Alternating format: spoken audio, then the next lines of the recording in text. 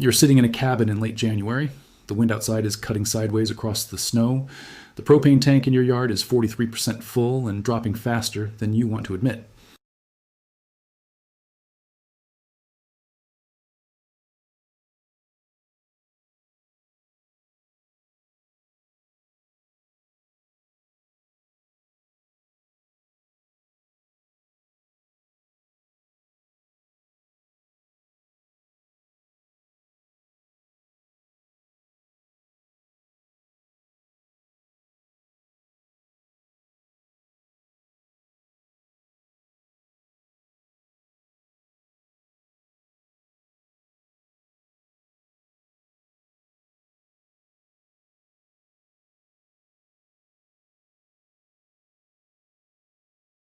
And at the end, I'm going to share something I found in a 1978 university bulletin that almost nobody outside 3 Amish settlements has ever read.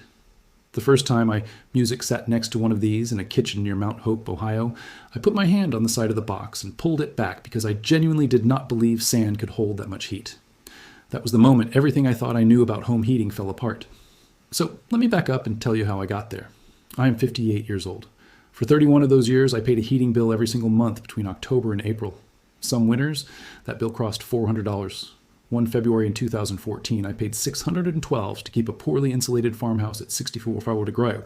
I remember sitting at the kitchen table looking at that bill and thinking there had to be a better way, and being absolutely certain there was not, because if there were, somebody would have told me. That is the lie I want to dismantle in this video. Somebody did know, several somebodies in fact. They just were not the people I was listening to. The technology behind a sand battery is not music new. It is not finished. Even though a company in Kangasniemi got a lot of press in 2022, music for building a giant industrial version, the principle goes back much further than that. Sand has what physicists call high specific heat capacity, which is a fancy way of saying it absorbs a lot of energy before its temperature rises, and it releases that energy slowly over many hours.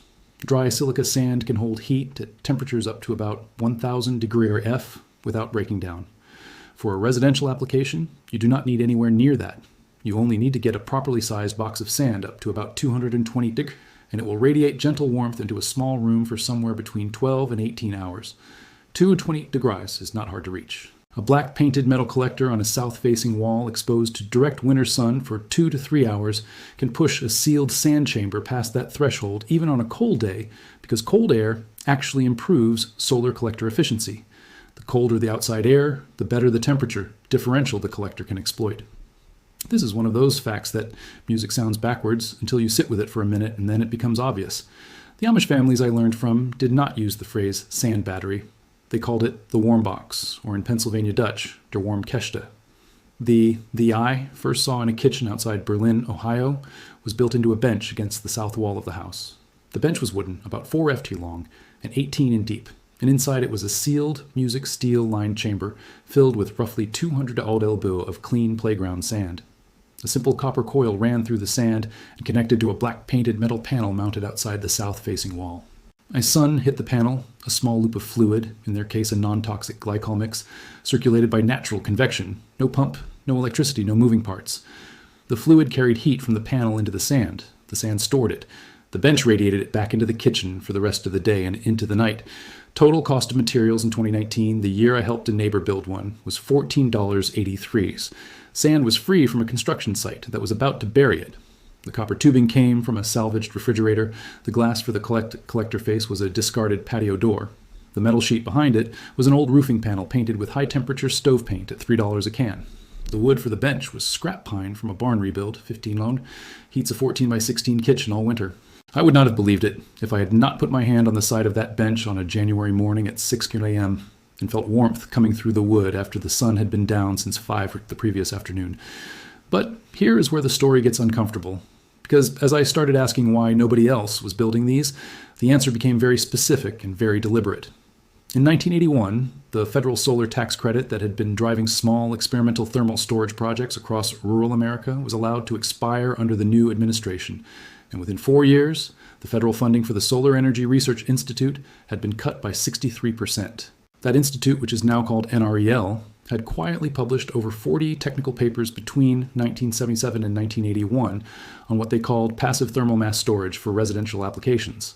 Sand was one of the materials they tested, So was crushed basalt. So was dry clay. So was salt brick.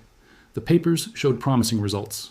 A sand-filled thermal mass connected to a south-facing collector could displace between 40 and 60% of the heating load in a small, well-positioned home in climates as cold as Vermont. The papers were filed, the funding stopped, the research ended, and the heating industry, which had spent the previous decade quietly buying up small heating system patents, breathed a sigh of relief. I'm not telling you this is a conspiracy theory. I'm telling you this because the documents are still there if you know where to look. The 1978 SERI Technical Report, number 35 to 118, titled Low-Cost Thermal Storage Concepts for Residential Solar Heating, lays it out plainly.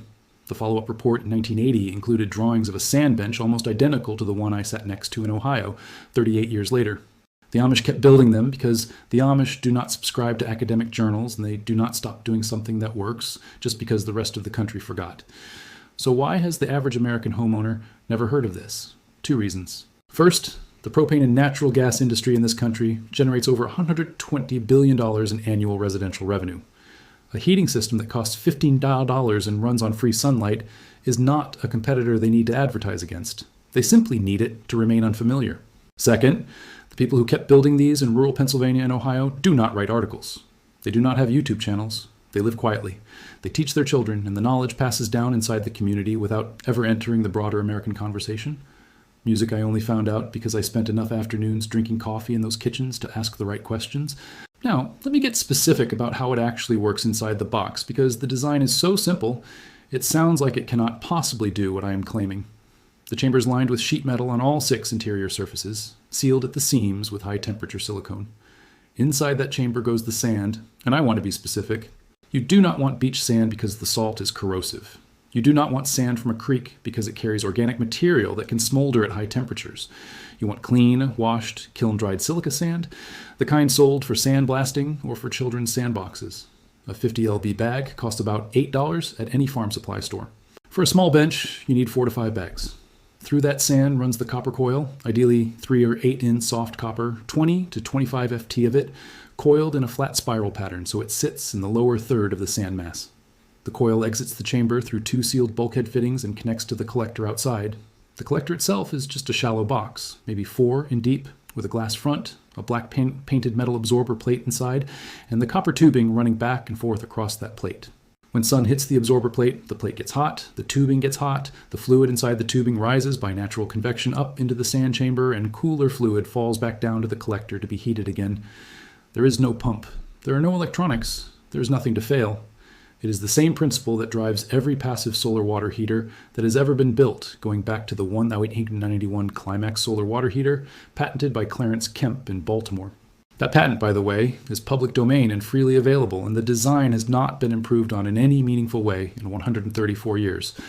Now, if you already own a house and you're thinking this only applies to people building from scratch, stay with me, because this next part is specifically for you. I built my own version on the south-facing wall of a 1,968 ranch house in Music Central, Ohio, with absolutely no modifications to the structure of the home. No permits pulled, because none were required for a freestanding interior bench, and no contractors involved.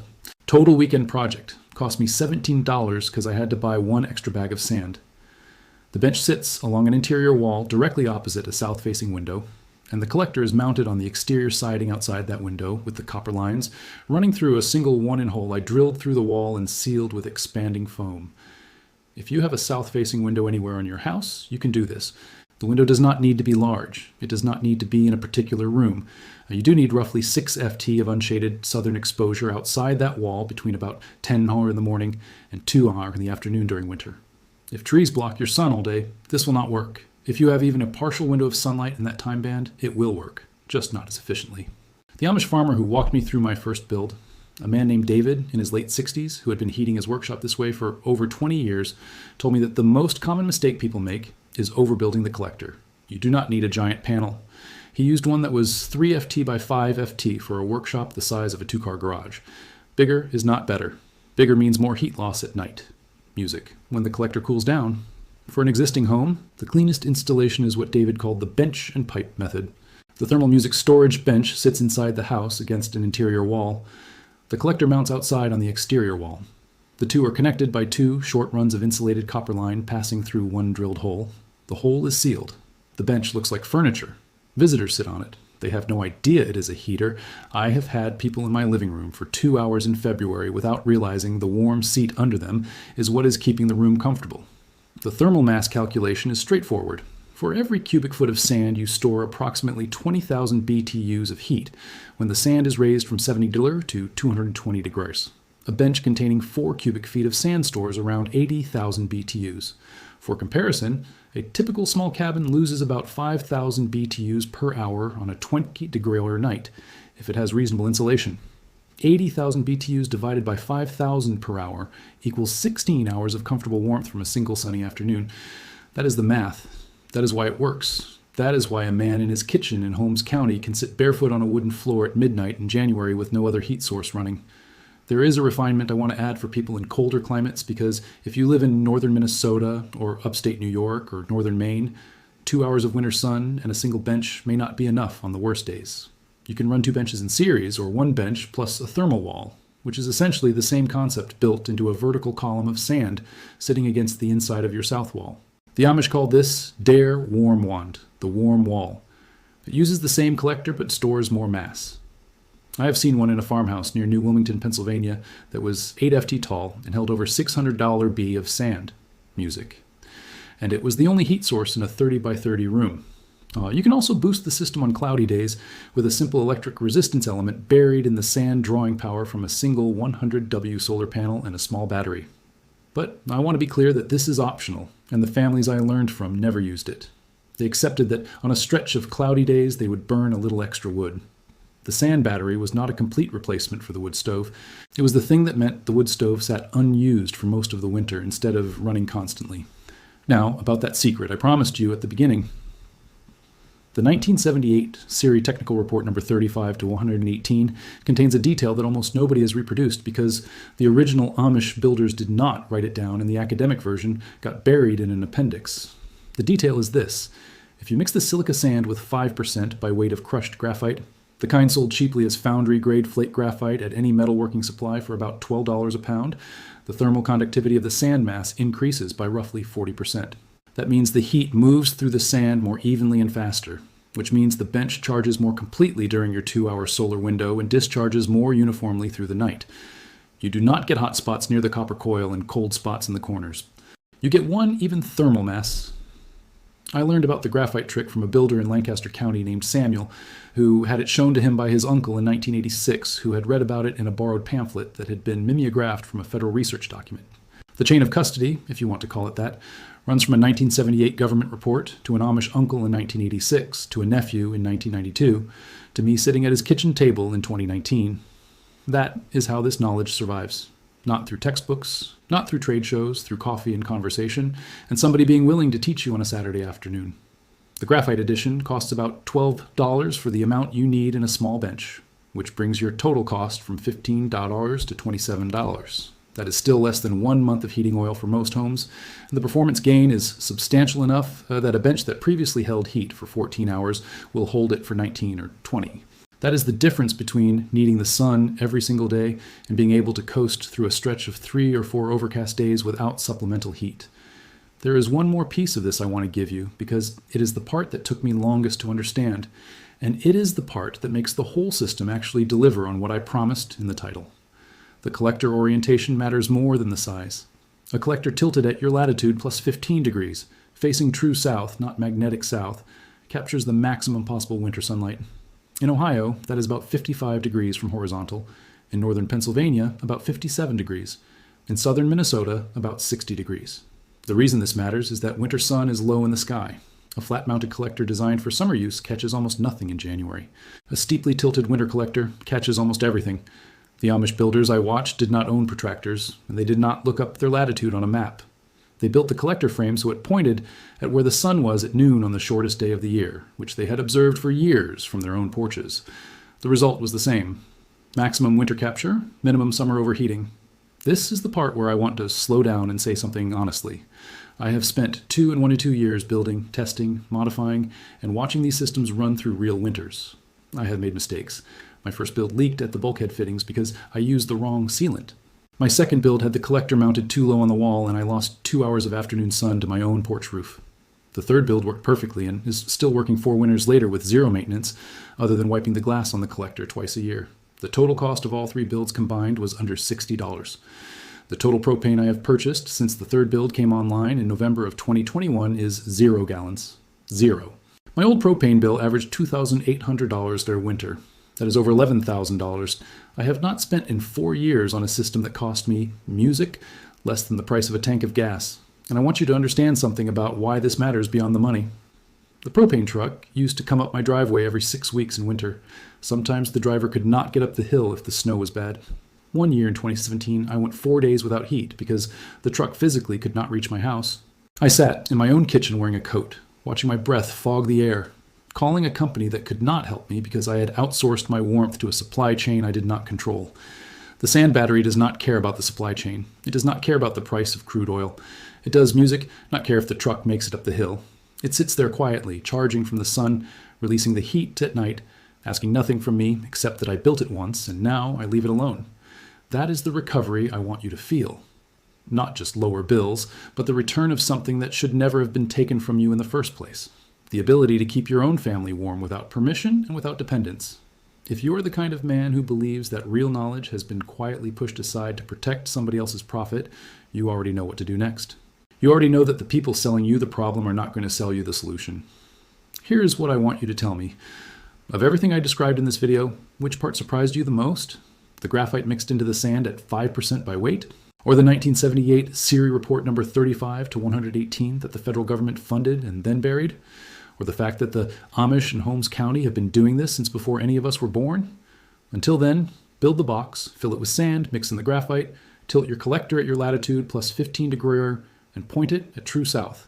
Drill the 1-in hole, run the copper, sit on the bench in February and put your hand on the wood and feel the warmth that the sun left there 6 hours ago. And remember that you did not need anyone's permission to take back something that was always yours. There is a man named Eli Yoder who lives just outside Berlin, Ohio, and he is 73 years old. And his father built the first version of this exact system in 1954 using river sand from the Tuscarawas and a salvaged radiator from a Studebaker. Eli still uses it. He showed me the original logbook his father kept in pencil, every entry in that careful, slanted handwriting. And on January 11th, 1962, during the cold wave that killed 47 people across the Midwest, the entry reads simply, "Kitchen held at 61 degree, no fire needed until evening." That is the kind of resilience we're talking about. That is what got buried under 60 years of marketing, telling you that you needed a forced air furnace and a natural gas line and a service contract with a company that raises rates every October. I want to talk for a minute about the people who tried to commercialize this and what happened to them because it matters. In 1981, a small company in Vermont called Solar Survival Architecture, founded by an engineer named Norman Saunders, built 14 homes in the Brattleboro area using a refined version of this sand battery concept, what Saunders called a thermal music storage envelope. Those houses are still standing. 3 of them have been monitored continuously by the University of Massachusetts since 1994, and the data shows they require an average of 312 kilowatt of supplemental heat per winter. Music, compared to a regional average of 14 eating the 800 kilowatt for a comparable conventional home. That is a reduction of 97.9%. Saunders died in 2006, and his patents expired, and almost no one picked up the work because by then the residential heating industry had consolidated into 4 major manufacturers, and there was no money in telling people they could heat with sand. There is also the question of fire safety, because I know someone is going to ask, and the answer is that sand cannot burn. It is silicon dioxide. It is already oxidized. You cannot set it on fire with a torch. Music. You cannot make it explode. You cannot make it smolder. The graphite at 5% by weight is also non-flammable in this configuration because there is no oxygen pathway through the packed mass music.